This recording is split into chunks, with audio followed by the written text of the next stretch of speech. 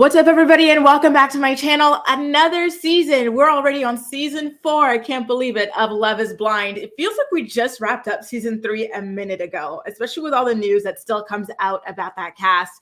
As usual, I'm going to be diving into the season. I will be doing my normal character analyses and my couple analyses, but I thought this year I would also do an episode by episode recap as well. So why don't we jump into it? So season 4 started off, or should I say ended off, with a bang. I have never seen an ending like that. My jaw was completely on the floor. I was hyperventilating, like texting my sister, texting my bestie, like, guys, you have to watch this season. The ending, I can't. What the heck just happened?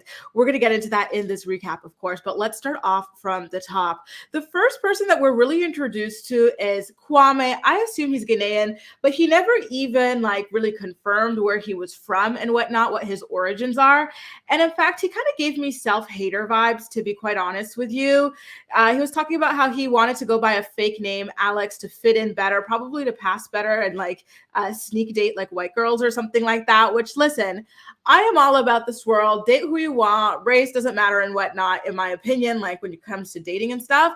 But the way he talks about his dating life and stuff, I'm like, I'm getting SK vibes, right? The whole, oh my God, my race gets me eliminated. Well, why aren't you looking? Anyway, I digress. So anyway, he tells a story about how he wasn't able to take his prom date to prom because he was black and whatnot. And then again, the whole, I wanted to change my name to Alex so I could fit in. I'm like, oh God, he just gives me, I'm not loving it, but I digress.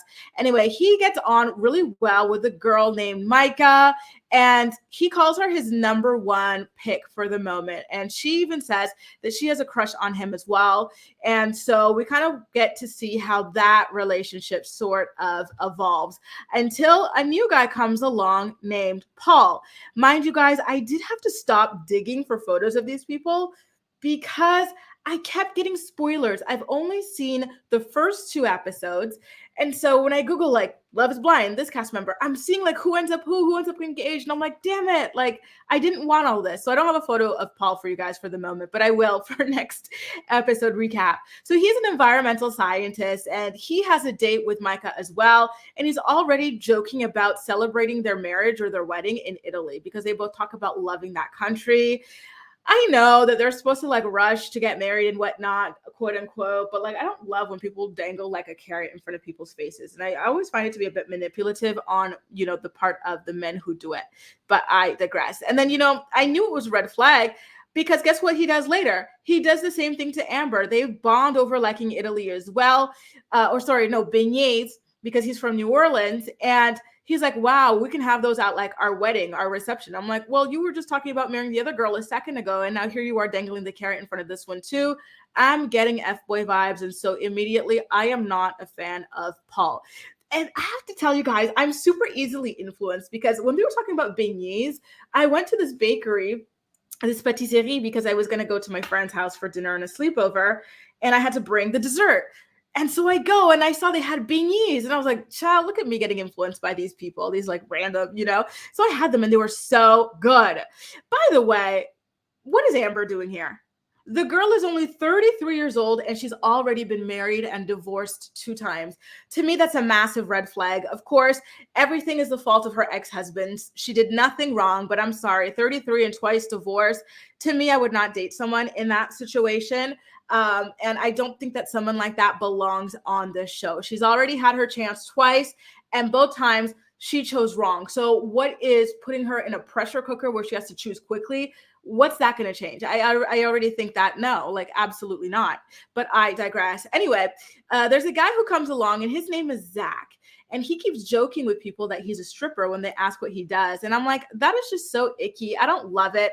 And the thing that's even worse about it is that his mom was a stripper in order to feed his trifling ass stomach, right? Imagine that you are stripping to put food on the table for your son.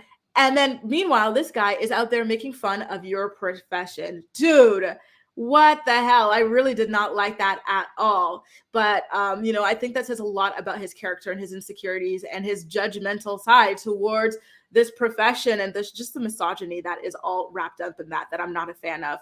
Now let's get into something that I am a fan of, and that is this coupling. I really do feel like this could be my seasons. Lauren and Cameron, please, Lord, please, please, please let me have a good love story that I can root for. Last season I thought I was getting what's her name, Alexa and Brennan, but they turned out to be such douchebags. But I'm hoping that this season these two will be my angels, my loves. I'm gonna prepare an altar for them because I'm already so obsessed. By the way, every time I see this picture of Tiffany, I am stunned, I am mesmerized. Absolutely beautiful. So the two of them are a bit older. She's 36 and I believe he's 35, and they connect about wanting a serious relationship. And then he says that she's at the top of his list, and they both give good vibes. I think they're both genuinely good people. So I'm really excited to watch their love story unfold. Now, here comes this girl, okay? Her name is Irina. And apparently she was born in Russia and she immigrated to America when she was super duper young. She used to have like acne, but now she has a lot of acne scarring if you look closely at her skin and whatnot. And she talks about like being judged a lot for her outside and wanting to be judged for the inside. And I'm thinking, oh, she seems like a nice girl. Guys, I can't spoil. There's so many things that I want to say, but I can't spoil because I'm doing this episode by episode. So these are just my first impression. My first impression of Irina is, wow, she seems like a nice girl. She's been bullied before, and so she's going to be a sweetie, right? Because she would never want anyone to suffer the way that she suffered. Okay, so let's get back into that guy who's making fun of strippers despite his mom having been a stripper. So Zach, he and Irina are connecting and he really likes her. And so he opens up to her about his mom being a stripper who you did that to feed him before she passed away. And I'm like, wow. And on top of that, she's dead. And here you are mocking her basically, like, wow, like what the hell? I'm glad he matured because what the F was that, to be honest with you? And then of course they bond over growing up poor. Irina coming from an immigrant background and whatnot, and then Zach with the single mother and stuff. Like it's been a lot for the two of them. And then we get their date ends. Irina, she comes back to the ladies' room and whatnot, and there's another girl in there named Bliss who also seems to be connecting with Zach. And then the music goes from really like fun and light and airy to like Jaws. And so out of nowhere, seemingly, Irina asks Bliss if she's going to sabotage her love life. And then she's like, but you can't anyway. I was like, oh, girl, that sounds like a threat. What the hell is going on there? Anyway, Bliss at that point goes on another date with Zach, and then he tells her that she is a 100% in terms of personality. So he obviously likes her a lot as well. And then they bond over like this song that they both absolutely love. And it's a song that their parents had both dedicated to them when they were young. And they both can sing the song by heart. Zach wants it to be like his first dance song at his wedding and whatnot. And all I'm thinking is, oh my God, this love triangle is going to be brutal because Irina is already like showing signs of being a little bit unhinged and a little bit possessive. So I'm scared to see how that is going to play out. I do have to ask you guys, do you remember that guy, Billy? I didn't get a photo of him, but he's the guy who talks about loving leopard print. And then he talks about like intimacy a little bit too much, intercourse, I should say. Like, he gave me the ick, and I'm like, how did he even get cast? He seems so unserious. Now back to Micah. She's still in the middle of her love triangle. She is torn between Kwame and Paul and doesn't know which direction to go in. And Brett, at this point, he opens up. He's part of my favorite couple, him and Tiffany. Again, they just seem like great people. They seem hinged. Other people are unhinged, but these two seem hinged. And so he opens up about becoming introverted due to poverty. So he used to be a very outgoing kid, but then his family started doing like poorly on a financial level. So he went from being able to have his friends over, going to hang out, the field trips and stuff, to, oh my God, all of a sudden there's no electricity in the house. There's no food in the house. We're playing outside because it's dark in there and it's cold in there. People are asking to come over, but we can't have people over because we're poor. And I assume they couldn't go to birthday parties and offer gifts and stuff. So very slowly that extroversion, that sociability went away. And I was like, oh, that killed me to hear. Just that how much poverty or, can really change someone's personality fundamentally, especially during those very formative years. Like, oh, my heart absolutely broke for Brett in all of that. So now, having lost a lot of friends because of that, he got really into drawing, which led to him being recruited for a high up executive position at Nike. I was like, you go, Glenn Coco. I am so happy for you, turning lemons into lemonade. Everything, unfortunately, always leads you to where you're supposed to be. And I do believe that that is where he was supposed to be. It's unfortunate they had to suffer to get there, but that is how he got there. So I guess, maybe he can find some appreciation in the journey. He did, by the way, become a successful executive and whatnot without a college degree. And so Tiffany, she gets real about it. She's like, you know what, in the real world, like on an app or this or that, I would have been like, nope, next, thank you, because he's not college educated. And that has always been a requirement of mine. So it's incredible that during this experiment, I can like accept and love this person for who he is without all of that. It's not about just throwing people away because they don't meet like this like kind of arbitrary checklist, right? And so I really love that kind of realization from her. Before we move on into Chelsea, guys, what are your opinions of Chelsea? To me, she seems like a nice enough girl, but I do find her personality a little dry. So I imagine that she has a tough time connecting with men and that they have a tough time connecting with her as well. Kwame is her number one guy or something, which kind of surprised me, but I digress. But she worries about Micah making a move on her man. So that's another love triangle that we've currently got. And so in conversation with Kwame, they being Chelsea and Kwame, talk about making love as opposed to having sex. What is it? I ain't into having sex. I'm into making love. And so they talk about spiritual intercourse and whatnot. And I'm like, Lord, I could never do this show because I would not want my family and friends hearing these sorts of conversations about, like it's too much in my opinion, TMI. So she basically at this point asks Kwame to propose to her. She's like, yeah, this is it. I'm ready. And what does he do? He laughs it off like a total F-boy. I would be absolutely livid. Like, you're like being vulnerable enough to say, listen, I'm ready to do this and to do this with you. And he's like, what are you laughing for? What is so funny? To me, that would have been a massive red flag. So at this point, he has another date, except this time it's with Micah, and he tells Micah about the strong connection that he's having with Chelsea.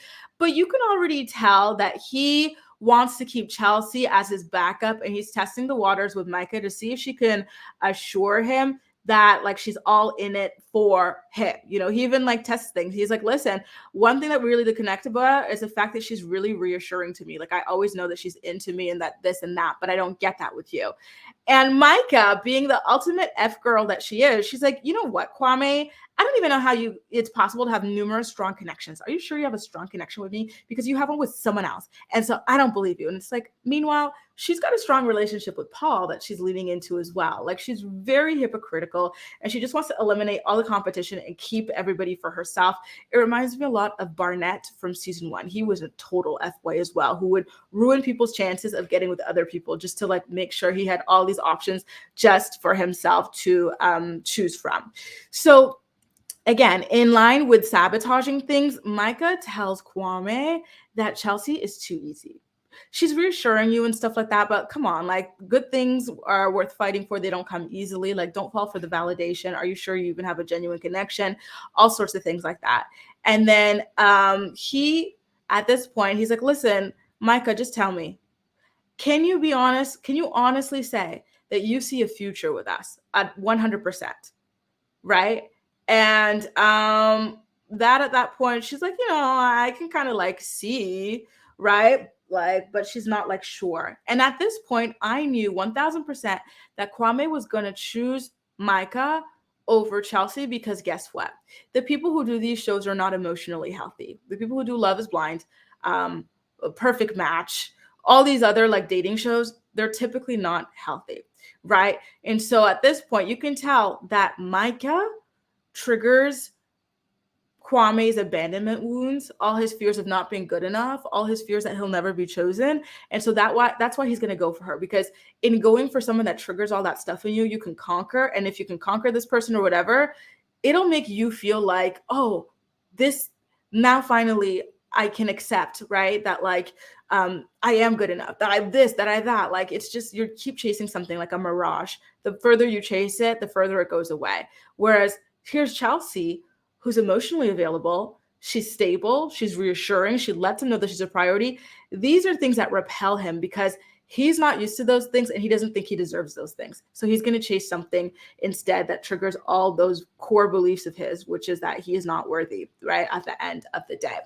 And that is just me being an armchair like therapist, because I really love attachment theory and relationships and whatnot. So that's what I learned. I'm no expert, but that's what I learned. Okay. So he does tell, by the way, Micah that he wants to propose early. Remember, they've got proposal day and whatnot. That's why everyone's always dressed to the nines when the proposals happen, because there's a dedicated day. And so Micah's like, whoa, at this point, she's like, oh crap, I might have girl bossed a little too close to the sun here, because I do not want Kwame to propose to me right now. I still want to explore things with Paul. So she tells him that, exactly that, basically, like, no, I still want to kind of like, see how things are going in my slow burn relationship. And it just reminded me of the fact that Chelsea would have accepted that. And she told him she was ready. Like, she chose him. And all he did was giggle it off, like, ha, ha, ha, ha, just to go turn around and offer an early proposal to the next girl. This is why, ladies, never chase a man. If a man wants you, he will let it be known. Okay? Don't chase men, because you'll end up like this. So what is that strong slow burn situation, by the way? Because you don't really see much of Micah's time in the pods with Paul, but I digress. If she says she likes it, I love it for her, I guess. I don't know. She's such a city girl, right? Because she tells Kwame at this point that she thinks he's falling for him and that he'd better not fall for anyone else or she'd beat his ass. First of all, threatening violence, gross. Second of all, you don't want him to be with her. Meanwhile, you want to be with someone else.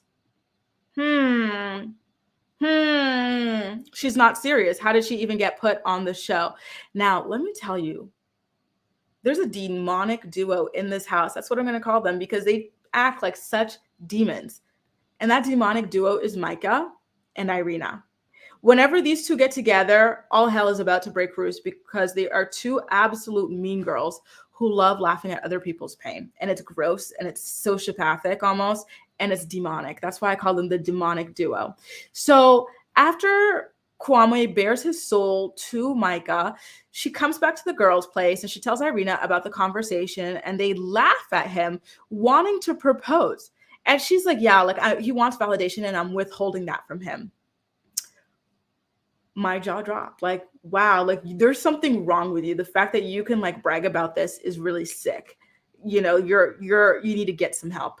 So she tells Irina that she would rather leave single than in a rushed relationship. And I'm like, all the relationships in here are rushed. You guys are getting like engaged in like weeks and then married a month later. Like, what do you mean? Right? But I digress.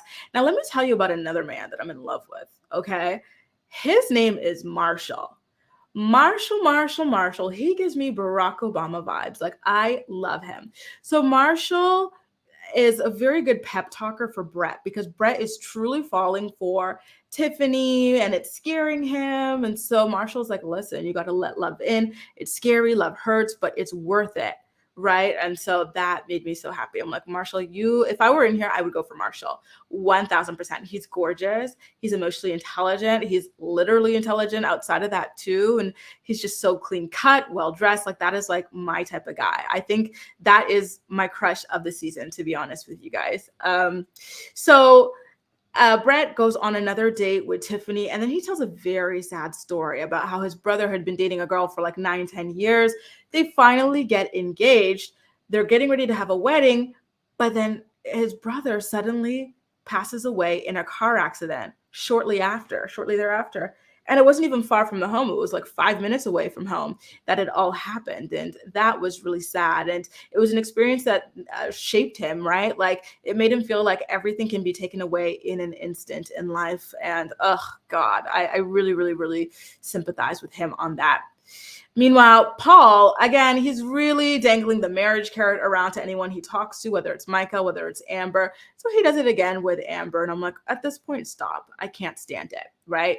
So Amber opens up to him about having been married before and how her husband cheated on her almost immediately after their wedding. Paul asked her if she would ever cheat, and she said she'd like to think that she'd never cheat, but they were so unhappy that it might have led to that. And Paul tells her, wow, that's a red flag, which honestly, it's true, because what the hell? Like, if you're unhappy, get a divorce. You know, I feel like me personally, I can categorically say that I would never cheat on someone just because it's not in my character. You know, integrity is very important to me. And I think in order to do something like that, you have to lack integrity. And yeah, it's not in my DNA, right? So to me, it would be a red flag if someone told me something like that as well, like get a divorce, no excuse. So at this point, Paul tells her that there's a big chance that they'll walk out of this experiment together. And then he sent her flowers and everything. And so she comes back to the ladies' quarter with her flowers. And Irina of the demonic duo starts hyping up the flowers. Oh my God, they're so beautiful. Wow. And then Amber goes off with her little flowers somewhere else. And then she starts laughing about the flowers with her friend, Micah. It was just so gross. I'm like, why are these girls so mean? Like, they're such bitchs. They're really mean people. And it's so weird. And it's so obvious that Micah was just jealous because that is a guy that she wants to leave Kwame for. She wants to get with Paul. At the end of the day, Kwame is just a placeholder for her. And Irina, she is so desperate to be Micah's best friend. She worships Micah. Okay. And so she will just like laugh at anybody with her just to like have like a place in her circle. And it's like, who even wants to be in Micah's circle? Like, what's she got going on, right? Besides hating on everybody. Anyway, Micah then has her date with Paul next, and he announces that he has feelings for Amber. And then he says that he's falling in love. But at this point, I'm not sure if he's falling in love with Amber or if he's falling in love with Micah or if he's falling in love with both of them. He doesn't clarify. And so he tells Micah that he asks Micah who she sees herself saying yes to between he and Kwame. And she says that she would 100% accept a proposal from him instead of Kwame. So there you go, right? Like, that should have been a major, major, major hint to Kwame, because what the heck? At this point, Paul asks her for exclusivity. And yeah, the relationship is just a train wreck because he was literally just obsessing over Amber, buying her flowers and stuff. And now here he is. He claims that he's super in love. She claims that she's super in love with him, but honestly, I don't see Micah being really all that into either guy. I think she just wants to be on the show, or she wants to be married at this point. And so she starts almost immediately interrogating Paul about when he's going to dump Amber. He's like, so she's like, is it going to be at the top of your date, like when you see her, or are you going to like wait, draw it out? Like, what's it going to be? Because you're going to dump her. You know, it's like, well, calm down. You still have to let Kwame down too. So like, don't pressure him. Leave it alone. Now, I love Brett and Tiffany. You guys already know that, but Brett kind of pissed me off a little bit. I'm joking. He didn't piss me off, but I was like a little disappointed, like, damn it, because I thought he was going to propose to Tiffany when he gifted her a prototype of his first shoe. I was like, oh my God, that maybe he's going to have a speech about how this shoe is his beginning. She's his like ending or something like that. Like, you know, just like this real nice romantic thing, but she didn't propose in that moment. And she tells him that she thinks that she's falling in love with him. And then he's kind of shook because these are not words that he hears. He's not from like a type of family where they say, I love you. He doesn't have these relationships with friends or girlfriends where it's, I love you, I love you, I love you. And he doesn't hear it back either. So he doesn't know how to respond. He actually doesn't respond at that point. He flat out says that he's rarely said it. And I'm like, oh, that's so sad. And so, okay, this is where things get shocking. Remember, at the top of the recap, I said something at the end happens that's so shocking. I have never seen it happen in Love is Blind. And like my jaw was legit on the ground, right? So at this point, they're just so beautiful. Like, she has told him she loves him and he's feeling the love and he's trying to figure out how he can show up in that way, right? Like with words of affirmation and stuff. And so he tries. He's like, I'm having a hard time with the I love you thing, but let me tell you this, Tiffany. I feel like we are a perfect match. He gets down on one kneecap like he's going to propose. And he's asking her if she's still there. Tiffany, are you still there? Are you still there? Are you still there? Tiffany, answer me. But our girl, she's asleep.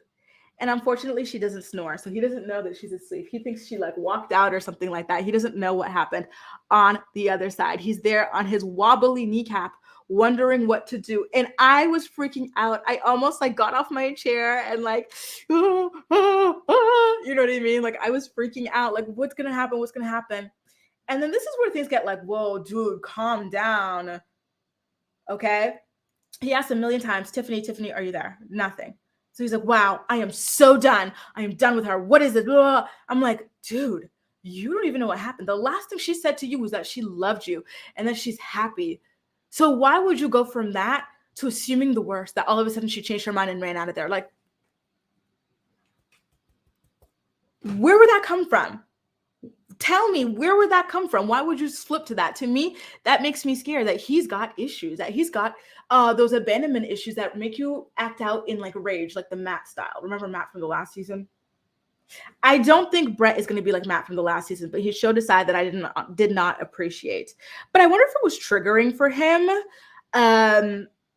vis-a-vis the story that he told about his oldest brother. Remember, his oldest brother finally got engaged, planning that wedding, and then boom, he dies. And that's it. It's over. Where does, you know what I mean? So maybe that was the thing for him. She finally tells him she loves him. He's getting ready to propose, and boom, nothing. I feel like maybe that was that. So I will have to give Brett the benefit of the doubt on that. But I will say I did not love his reaction. But again, based on that story that he had just finished sharing, I can see why that would be super duper triggering for him. Anyway, you guys, that does it. A recap of the first episode of season 4 of Love is Blind. What did you think about it? Let me know all of your opinions. And I want to know what you think of the coupling so far, the love triangles. No spoilers, please. This is just a recap of episode 1. I will be recapping each episode individually. So hang tight for the rest of them. I've only watched 2, but I will be getting to every single one of them. Then we'll be doing the individual characters. You know, I'm really curious to know your thoughts on this duo. This duo is just so toxic. I'm really stunned that they are even here. Like, they should be ashamed of themselves and the way that they've acted. I want to know what you guys think about Chelsea. Again, very mature, very available. And that's a problem, that these people always get taken for granted and always get overlooked. And it makes me sad. I hope things work out for her. Anyway, you guys, yeah, let me know what you think about everything in the comment section down below. Who are you rooting for individually? Who's your fave couple? Anything you want to say. Take care.